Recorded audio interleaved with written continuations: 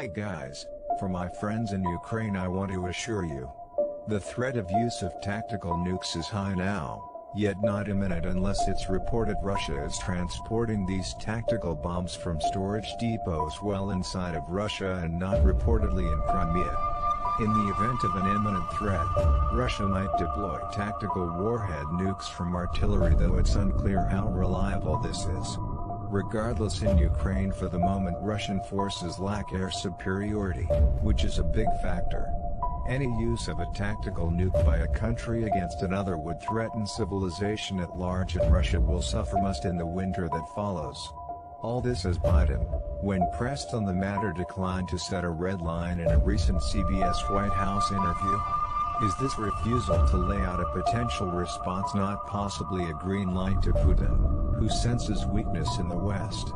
While escalating with fire and fury is one thing, when it isn't just rhetoric the prospect is scary, but when there isn't deterrence we are faced with vague reference to threat from someone else whose decision it will be. Biden's military nominee was pressed on this in a recent interview too, stating firmly that in the light of a nuclear incident we would respond.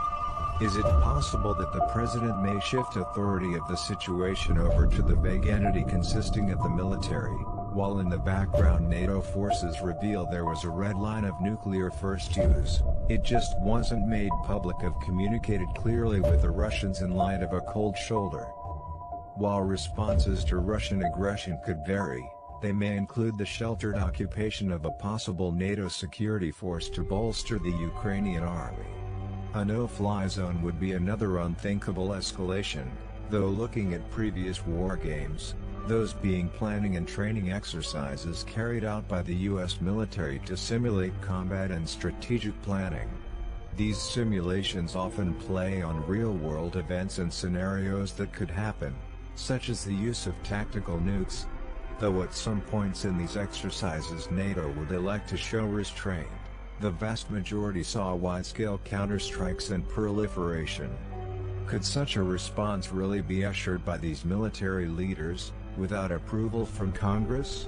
The details here get tricky, but in my opinion simulated events in a training exercise is one thing, but perhaps if faced with the decision of such a response for real, perhaps NATO's response will reflect Biden's vague and shifting the responsibility of clear communication. Though it is true many things must remain secret for national security reasons, the lack of dialogue between Washington and Moscow is startling.